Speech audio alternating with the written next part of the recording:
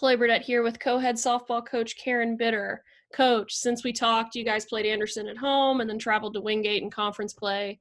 So let's first talk about your Anderson matchup. You split with the team that was nationally ranked at number 21 at the time, snagged the game one win with the help of a walk-off Jenna McDermott homer. Due to her tough performance offensively, she earned SAC Player of the Week honors. So just kind of give me your thoughts on how she played and just how your team played as a whole to get a pretty substantial win there. Super proud of the girls in that contest there. Thought they came out and, McKenna pitched a great game. She really held her own in the circle there. We had a game plan and she executed it to a T. Could have made a couple plays for her too defensively to have really helped her out even a little bit more, but overall a solid defensive effort for sure. Made plays when we needed to make plays, and then of course got the timely hit when we needed it.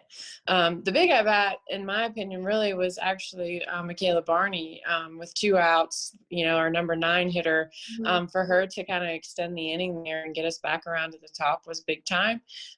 So that was, Jenna and even Kara after her, statistically, in my opinion, were due for a hit. It just kind of, they hadn't had a hit all game, and it was just kind of like, okay, here's this fourth time back through the lineup. So just really for Michaela to get on there, was to me probably the biggest at bat. And then of course Jenna, just taking care of business and really polishing it off. But was really, like I said, proud of the girls and their overall effort there. And, a big, win overall in the conference. So, pleased with the split. Wasn't able to walk away with game 2, but, against the top team in the country, pretty pleased with the split there. So. I agree. And then next you guys played Wingate.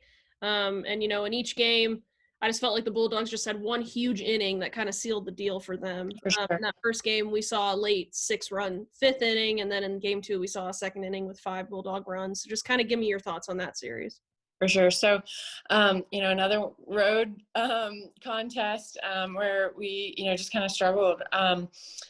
As far as the first game is concerned, we were like 2-2, I want to say, just kind of battling back and forth there, put up a couple of runs. They made a pitching change.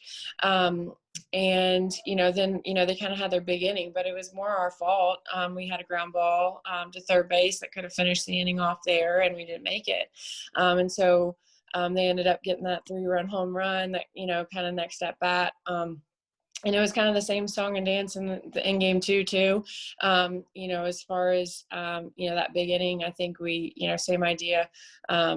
In the first inning, I want to say we didn't make a play at short, and they ended up scoring a couple of runs. And then, same with the next kind of big inning that they had there, had an opportunity to kind of put them away at 3-1 score.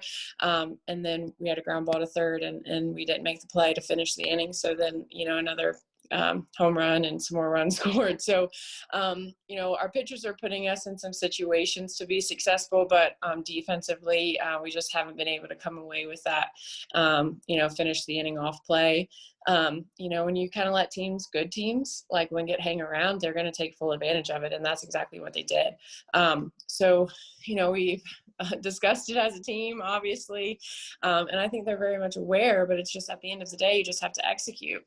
And you just got to make the play.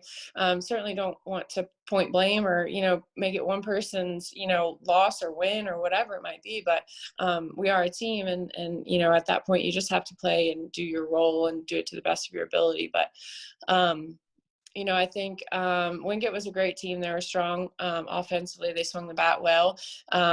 They made a couple mistakes too defensively, which allowed us to put some runs on, but we just kind of gave up too big of a mountain to overcome. But we talked with our defense a little bit about how, it can, as a pitcher, kind of make you feel like you're on an island out there by yourself. And you just kind of on pins and needles a little bit as a pitcher. You tighten up a little bit. You just kind of feel like you're out there by yourself and have to do it alone. So we just want the girls to feel like they have each other's back, and, we'll make the play. So that's what we're hoping to do tomorrow against LMU. Yep. So speaking of that, you guys have LMU tomorrow. also nationally ranked, and they're 17-5 on the year. In this overall series against them since 2009, you guys are ranked 5-10 with LMU. So kind of give me your thoughts on how you guys are going to keep up with a talented team like this, and who you guys need to look out for, and who you guys need to have a big game. Sure. I mean, they're another, again, like you mentioned, a nationally ranked team. So top to bottom, in the lineup, they're really strong. So, I mean, I think for us, again, it's going to be kind of a similar game plan to Anderson in a sense where we've got to really, play good defense. We got to pitch well, and then hope we have that timely hit that we had in the Anderson game. So, I certainly don't want the girls to feel like they have to, play perfect, but we do have to play our best ball. We can't necessarily, be making a mistake and, doing that type of stuff, just because good teams are going to take advantage of those mistakes. So, they have great pitching, great defense. Again, what I like about us right now is the fact in this contest, again, that we're back at home. So we always seem to kind of be able to play well at home. And, hopefully we can, snag a split against another nationally ranked team. A sweep would be awesome in an effort to kind of make up for the Wingate sweep that we took. But, I think, we just got to come out strong and do the best we can.